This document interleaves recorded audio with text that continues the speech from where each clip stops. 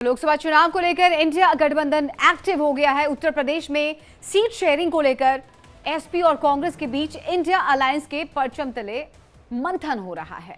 लेकिन बड़ा सवाल यह है कि क्या राहुल गांधी को अखिलेश यादव की शर्तें कबूल होंगी या फिर 2019 में यूपी में एक सीट जीतने वाली कांग्रेस की शर्तें अखिलेश मान लेंगे। ये रिपोर्ट देखिए।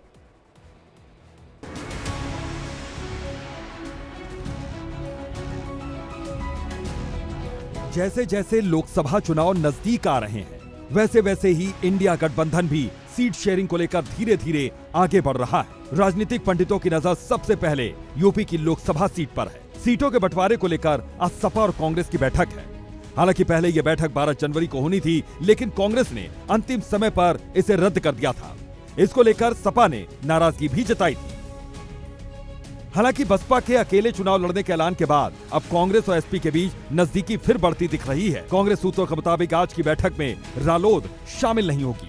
रालोद के साथ तालमेल को लेकर समाजवादी पार्टी अलग से बात करेगी। दावा किया जा रहा है कि 2019 के लोकसभा चुनाव में 5 सीटें जीतने वाली सपा 65 सीटों की डिमांड कर रही है, तो वहीं एक सीट जीतने वाली कांग्रेस 25 सीटें मांग रही है। ऐसे में 80 लोकसभा सीटों वाले सूबे में इंडिया गठबंधन किस फॉर्मूले पर जाएगा, इसका सभी को इंतजार है।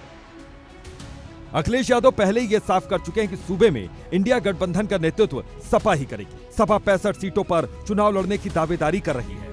सपा की कोशिश है कि कांग्रेस और आरएलडी को 15 सीटों पर मना लिया जाए।